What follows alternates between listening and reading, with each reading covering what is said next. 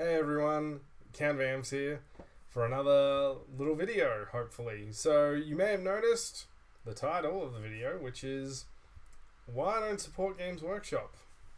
So basically I've sort of hummed and heard over what this video is actually going to be about. I originally envisioned it having this really long list of different things that I'd be chatting about, but basically all my issues with Games Workshop come down to one major point. One major point, if it was changed, I would probably support Games Workshop again, and that is their pricing. It is incredibly overpriced. And just to prove this point, I've got 5 other games that I'm going to compare against Games Workshop. It's Warhammer 40,000. And we're going to compare them and just look at what the pricing are. Now, there will be stuff that will appear on the screen for my pricing lists. Also, I've got the point values of said units. Now, the units, the armies aren't anything special. The aim of this video is to get the standard points, so for Warhammer it's 2,000, cheap as possible but at retail price. So that means the armies have been picked semi-randomly because I had to pick armies that sort of had starter boxes and things like that, which made my choices a bit easier. The goal is to go through and sort of take the pricing, just so you can see that I'm not talking crap here, basically. I'm being legitimate in my price criticisms. Now, so the rules of the lists are this. Recommended retail price. As cheap as I can get it. They will include rulebooks and any specialty dice that may be needed. These price lists will not include things like postage, tape measures, regular dice, or anything of the variety of that.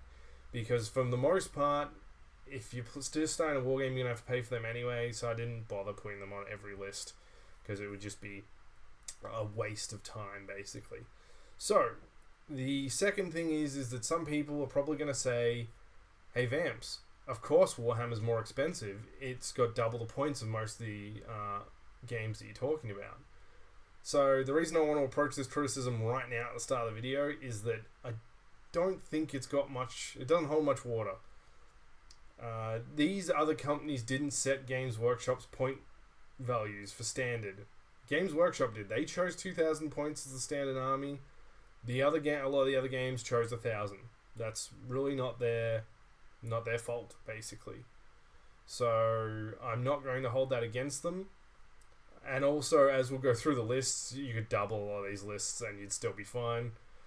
And the third point is if you just want to see a summary of all this stuff, you don't want to watch the whole entire video, there will be a summary in the annotations. Just go click on that. Do keep in mind that I have backed all this up through the prior part of the video, but if you trust me and you just want to see what the total prices are of each army are, they will be at the end of the video along with my outro.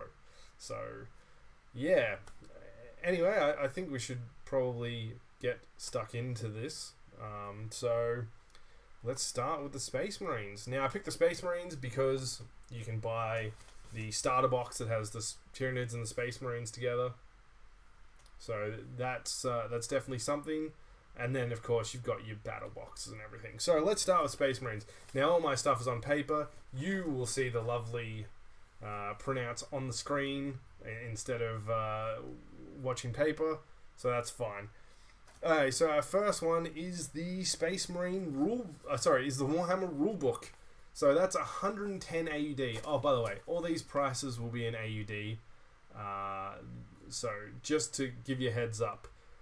So the rulebook is $110 AUD for the hard copy. Now, all the rules I've done, I've decided to do hard copy. I just think that most people prefer to have hard copies of rules. Obviously, the PDFs will change the price slightly, but not by much. So $110 for the rulebook. You need the Space Marine Codex if you're playing Space Marines. So that's $98. Whew. Alright, then you buy the starter box with the Tyranids. So you and a friend will say split the box. He takes the Nids, you take the Space Marines, so that's $80, and you get a Captain, 5 Infernus Marines, and 5 Terminators, so Terminator Squad. Then we've got the Combat Patrol as the next item that you'd buy, which is $280, which gets you another Captain Terminator armor, a Liberian Terminator armor, 5 Infernus Marines, and another 5 Terminators. So that doesn't quite get you there. That only is about 800 odd points, which is not enough. So then you go out and you look online and you get some tips and you pick up a few more units. So I've put an Apothecary in there for $63, 10 Assault Intercessors for 105, 10 Intercessors for 105, 3 Aggressors, I just think they're cool, that's why I added them in, 97, 3 Eliminators, 97. Hellblasters popped up a lot in a lot of the lists I looked through, so we've got 10 of them for 105, a Brutalis Dreadnought, just because Dreadnoughts are cool, 140, and then finally a Land Raider for 125, which I know seems a bit weird, but lots of people use the Land Raider. I don't know what it is. I guess it's just still a really good tank, I suppose. I know it's an old Marines tank, but people still use it, so I decided to go with that. So, the points cost is exactly 2,000.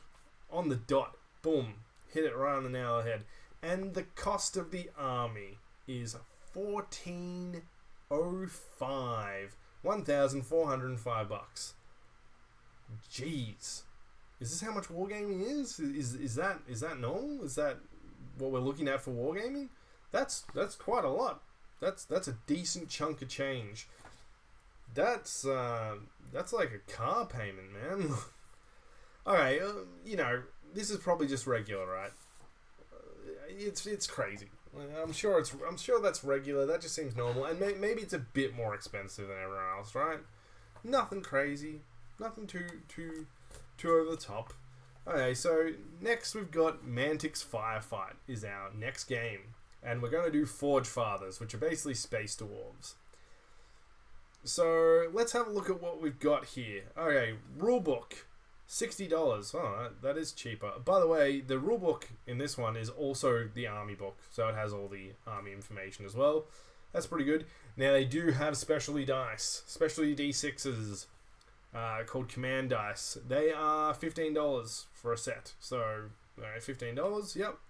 Then we've got the starter box, and the starter box has a Forge Guard Huskarl, so the commander. It has 15 Steel Warriors, has 6 Forge Guard, and a Sturmhammer Battletech, all for $95. That can't be right. That's like what, like 30 odd miniatures for $95? Oh no, wait. Of course, I've split the box in half with my buddy, and he's got the Ratmen. So it's still in 95. Okay, $95. All right. Well, I mean that's still more expensive than Warhammer's, right? You just get some more guys. And then if you want to make up the rest of the point, you could buy a Chief Brockier, which is $20. That's another commander. You can get 10 Brockier for $45. Yeah, nice. And you can get a assault tank for $69. And that gets you 960 points with no upgrades. This is baseline units. So if you take upgrades, you'll definitely hit 1,000 points pretty easy. And that's 305. Vamps, did you forget to carry a 1 there? You sure you don't mean 1304? No, I don't. 304. Yep. Oh, I know though. I get it. There are people out there who's like, yeah, but that's only 1,000 points. What if I want to play 2,000 points? Right? Well, with a 2,000 point army, you can buy a Strike Force box, which gives you another Huskarl Steel Warriors, another 15 Steel Warriors, another 6 Forge Guards, 5 Storm Rage Veterans, 5 Wreckier, another Sturmhammer Battletech, and an Iron Ancestor, which will bring you up to 1870. Yeah, that's 1,240 points by itself, and that costs $160. Okay, yeah, alright. So, no, I mean, like, and you know, you could combine them all together and get a 2,150 point army for $389. $389. By the way, you can actually do this a little bit cheaper on your own. You can buy a Start Collecting box, which is the same thing as the Strike Force box, but comes with a rulebook and the dice, so you're saving on that. And then you can also just go buy those individual miniatures, and you can get it for even cheaper. You save about $50 if you don't go halvies with your friend in the starter box. And just for the record, that is pretty much, it's slightly larger than the Space Marines army in model count. $389, slightly larger army. Now, okay, so Mantic games are the standout, right? By the way, they were designed by one of the Warhammer guys. He left and made his own company. That's crazy town, right? There is no way that other games are like this. It's not happening. You got lucky, Vamps. You picked the one game that just stood out, right? Okay, let's move on to Bolt Action then. Bolt Action is a popular World War II game. If you haven't played it, it's quite fun. So, Bolt Action, what do you need? So, well, I decided to do British Airborne because it was just easier. So here comes the British Airborne. We have the rulebook for $70. A little bit more expensive, but that's alright. And then we have the Starter Army box for the British Airborne, $150. And that's it. With that, we have a 998 point army that has a lieutenant with a rifleman, a artillery forward observer, 28 paratroopers, a Vickers machine gun team, a light mortar team, a medium mortar team, a Piat team, a sniper team, a flamethrower team, and a anti-tank gun. All for 998 points at $220. No, I didn't. No, once again, I didn't forget a one. It's not $1,220. It's $220. You get a 1,000 point army. And honestly, all you really need to add to this group of people is some tanks if you were particularly looking for them. Just for the record, tanks are probably the most expensive thing you can buy in Bolt Action because they're about $150. But you get 3 of them. 3. You get 3 tanks per thing. That's it. 3 tanks for Bolt Action. You get 1 tank in Warhammer and it costs the same price, basically. Oh boy. Okay, no, I mean, really.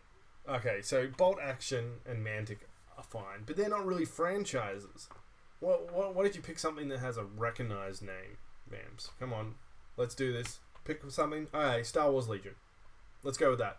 Now I'm going to pick the Republic Army because they're the easiest ones to go with, and I will explain something at the end of this section, just so you know I'm not taking Star Wars Legion's side over anyone else's.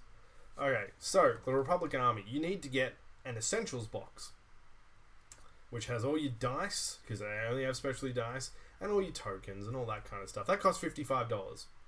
Yeah, okay, fair enough. You kind of need to buy it. Or if you go core set, Harveys with someone.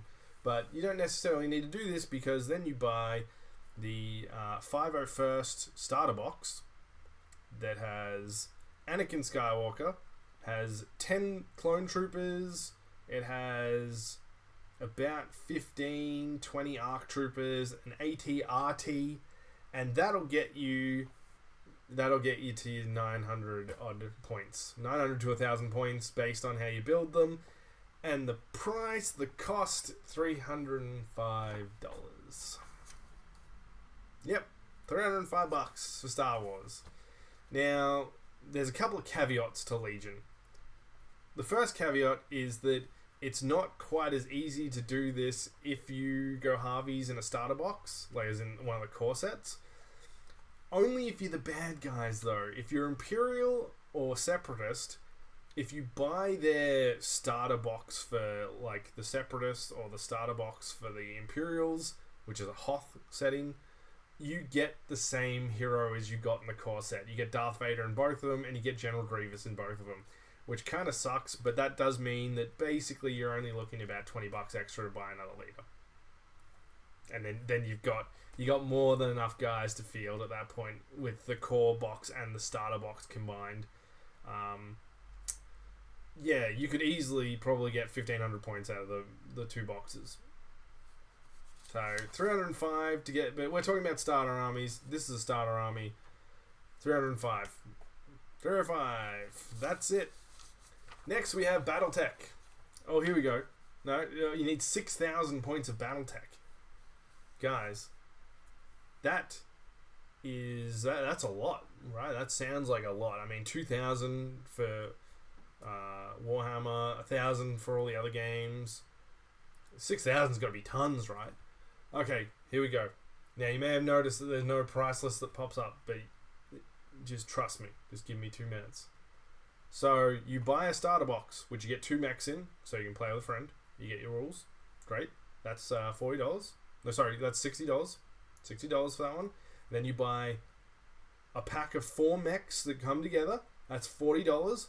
That's your 6,000 point army right there. $100. Yeah, no, that's it. That's all you need to start playing Battletech. That's it. The starter box and the 5 mechs. And also, if you decide to go, well, I just showed you how to play Battletech, you got to buy your own, buddy. That's 6 mechs you've got.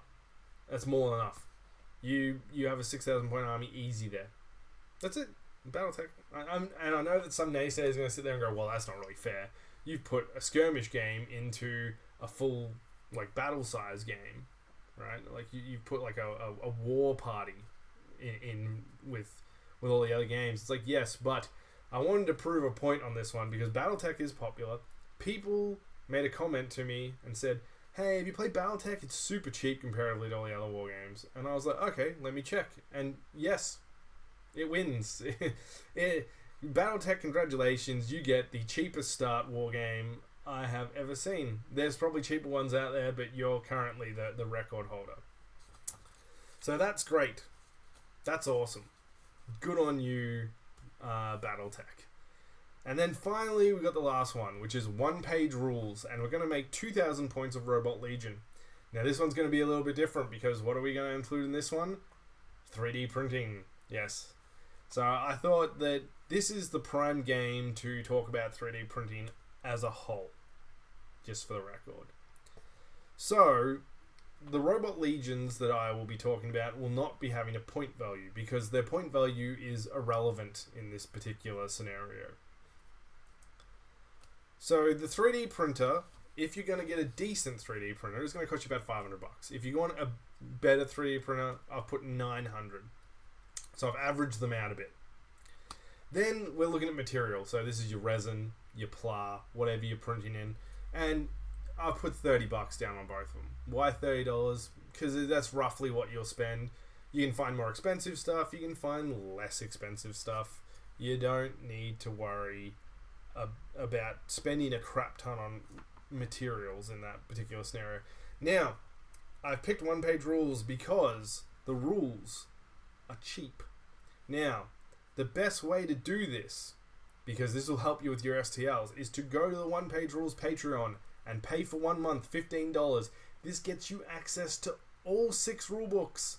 This is a no-brainer because each individual rulebook is $10.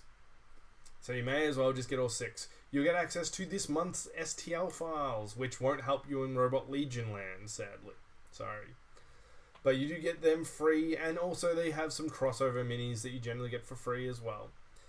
But the big kicker is, and this is the one exception to the rule, that I would be doing only recommended retail price, because you get a 50% discount off their store page on My Mini Factory. And because it's a no-brainer to pay $15 for all the rules, it makes no sense to pay full price for the minis off the page. So because of this, it's half price. So it's $195 for the STL files. Then you print them. Now, you may have noticed that I haven't included power anywhere on this list. I will tell you this, power is very cheap when it comes to the 3D printer. if you print a 2,000 point army, you'll probably play maybe $5 worth of power at most. That would be expensive, but we'll assume that you're paying expensive. But I haven't included that in the price. So the total, if you just buy a decent printer, is $740. And if you buy a good printer, it's $1,140. You know, I heard a lot about this because I'm sure some people rolled their eyes when I bought up 3D printers, because they always go, it's more expensive to get a 3D printer and use it than it is to buy an army. And this is accurate for most games. I will say that. The big thing is that it scales. So once you paid for the 3D printer, you only have to pay for PLA and STL files after that. And even then, you can find some pretty decent cheap or free STLs. So it scales. Each time, it's actually substantially cheaper than most of the other ones, except for maybe Battletech. Even though you can find every single battle mech for free as STLs online and just print them. And then it's much cheaper. Again, it's not cheaper than if you're only going to play Battletech, just buy Battletech. Don't buy a 3D printer. But if you're going to play a lot of different war games like myself, it's cheaper overall. The other thing is that when it comes to Warhammer, that's not true. It isn't. $1,140, that's for a good 3D printer. That's a 3D printer that will do work. That's a 3D printer that you can just go, print me these files, and it goes, yes, sir. That is $300 cheaper. Okay, well, $270. Let's get, if you want to get pedantic about it, you know. But still, it's cheaper. And then if you go for the decent 3D printer that will still do a good job, you just might need to tinker with it a bit, it's almost half price of Warhammer. No one can sit here and say that it's not worth getting a 3D printer if you're a Warhammer player. It just isn't. The only time that this is going to come into case is if you're playing in a tournament and using 3D printed miniatures, because generally Games Workshop don't like that. But if you're just playing with a buddy every weekend, just 3D print them. Anyway, now we're coming into the summary section. Hi everyone, are you ready for the summary section? Here we go. Okay, so Warhammer 40,000, 2,000 point limit, $1,405. Firefight Forge Fathers, 1,000 point limit, $304. Bolt Action British Airborne, 1,000 point limit, $220. Star Wars Legion Republic, 1,000 point limit, $305. Battletech Mech Lance, 6,000 points, $100. 3D printer with the Robot Legions, 2,000 point limit, $740 total if you do a cheap print, if you do an alright printer, $1,140 if you do a better printer, minus the 3D printer, so just the cost to print them if you already own a 3D printer, $240, which is one of the cheaper options again. Now, I thought I'd play a little fun game, all non-Warhammer combined.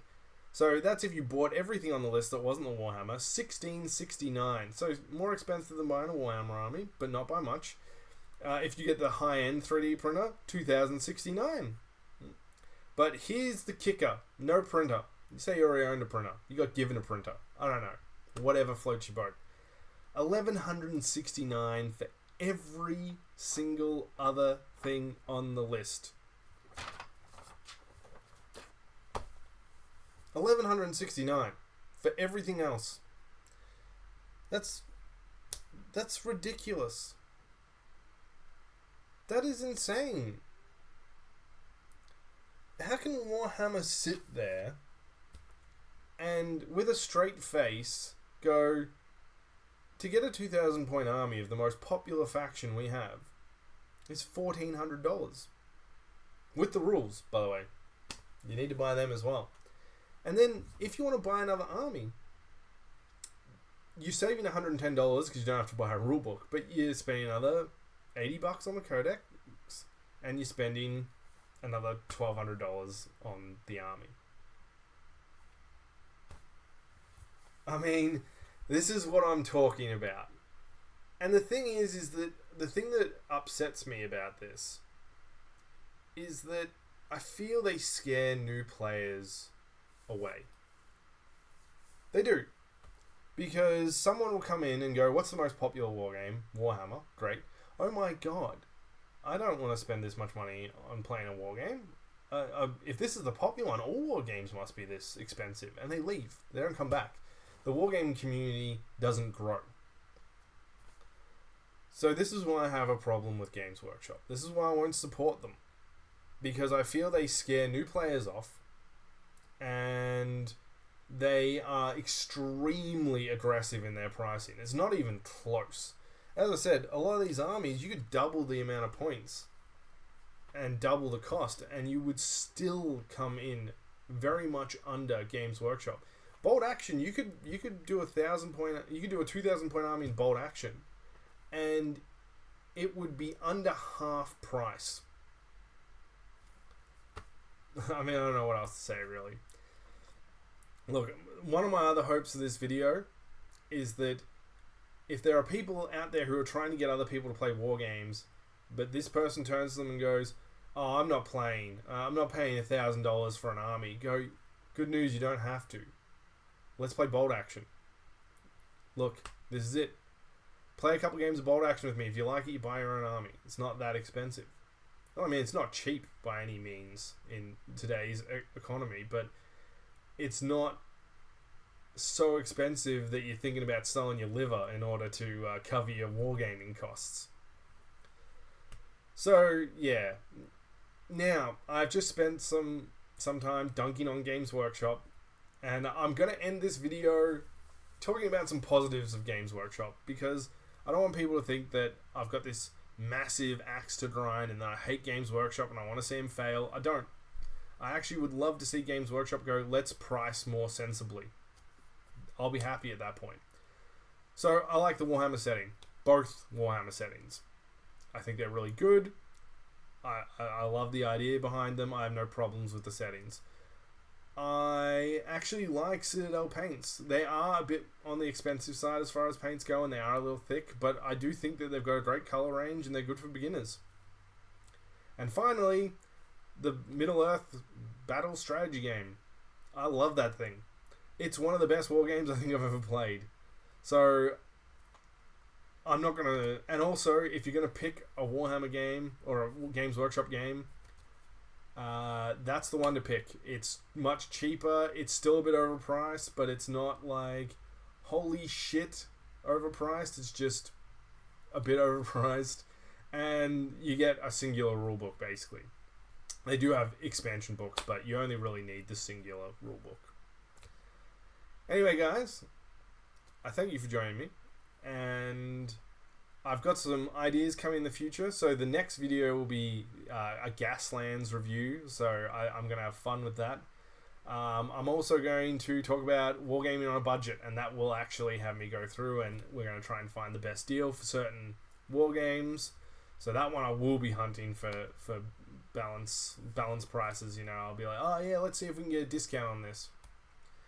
And then I'm also going to review some more war games in the future, talk about some more paints when I get them, and finally, the last one is I'm going to do a thing called War Stories, which is just going to be me talking about, you know, my old victories and wargaming triumphs and defeats, and hopefully some lessons.